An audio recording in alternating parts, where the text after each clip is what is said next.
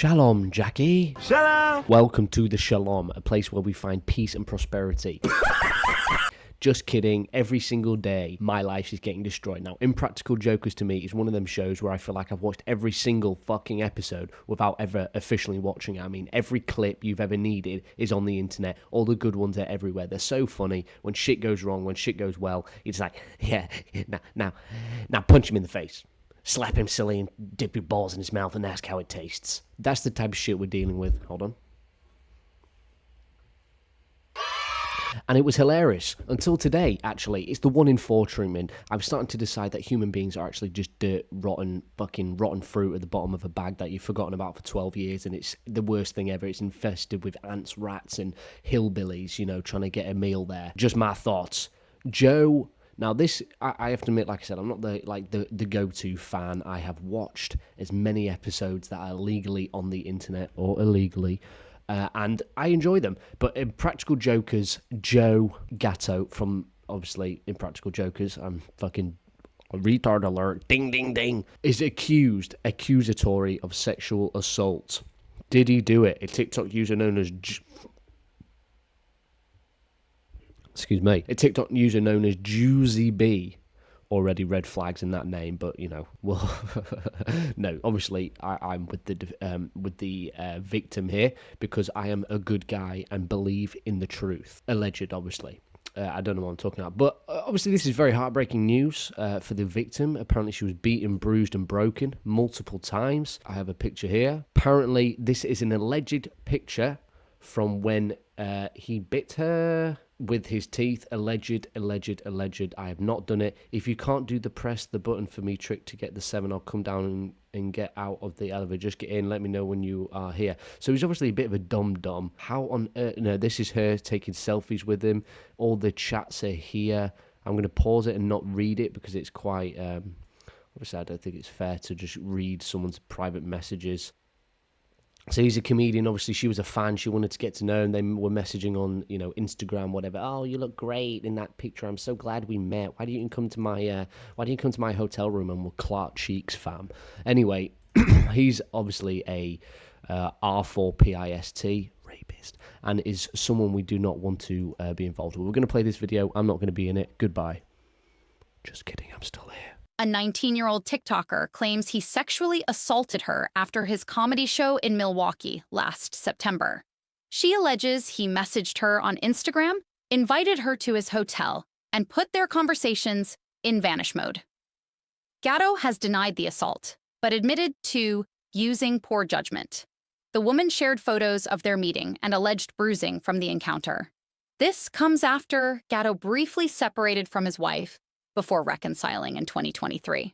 Him and his wife broke up. They then got back together. Obviously, maybe he cheated on her some other way. One thing I would like to bring up as to something that does not work in my brain. So he obviously made his messages in vanish mode. I don't use Instagram, so I don't really know what that means. I guess it means they delete. And he admitted to using poor judgment. I mean, poor judgment is when you are about to cross the road and a car honks at you and doesn't kill you and you go, oh shit, sorry bro, I was, you know, listening to Scooby-Doo in my head. Poor judgment is when you're throwing a dart when you've had 12 beers and it lands in someone's head.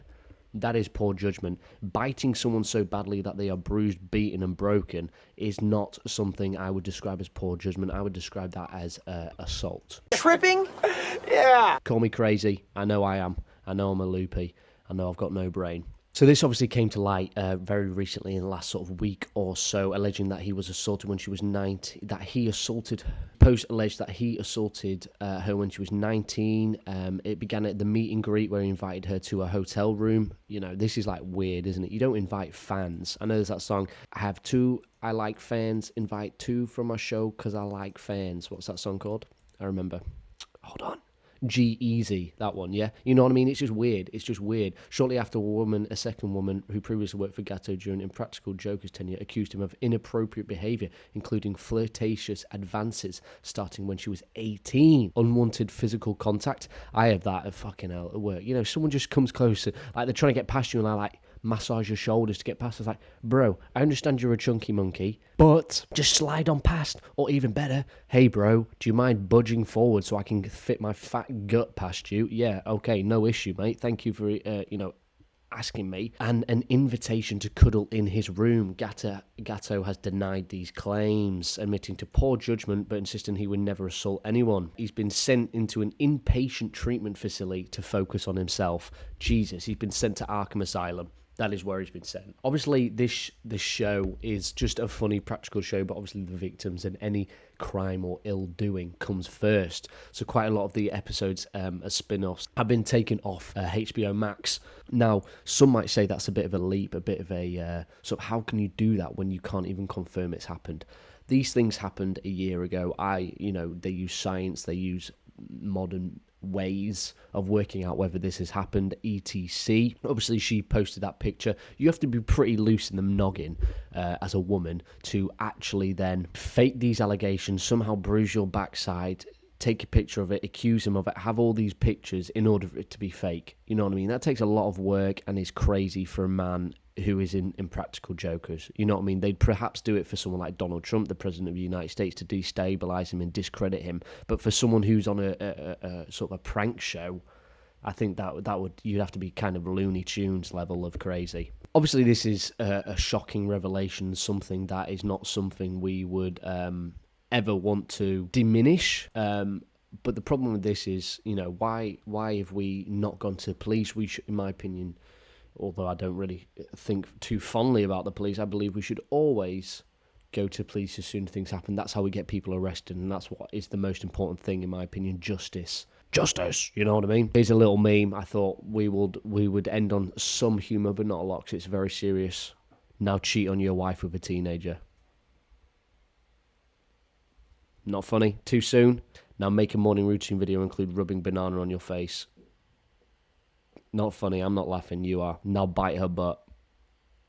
Oh, God. Not funny, I'm not laughing. But I'm not going to post that picture anymore. But I show you the bruised butt cheek. There is a lot of evidence, a lot of information that is not making sense right now in the stratosphere. Why has he, I have never done anything without consent, but also I'm sending myself to a rehab centre for, touching people or being a sex pest. Whatever it is, I don't know. It sort of like says, you can't admit that you've done it, but I'm admitting to that I've done it. You know what I mean? It does not make sense in my head. Obviously, the victims come forward. I can only imagine it's very challenging. I can imagine her TikTok section is full of, 12-year-olds who love prank wars and who are calling her a liar and a fraudster and someone who only wants cashola. Who knows? I think you've always got to remain in the middle.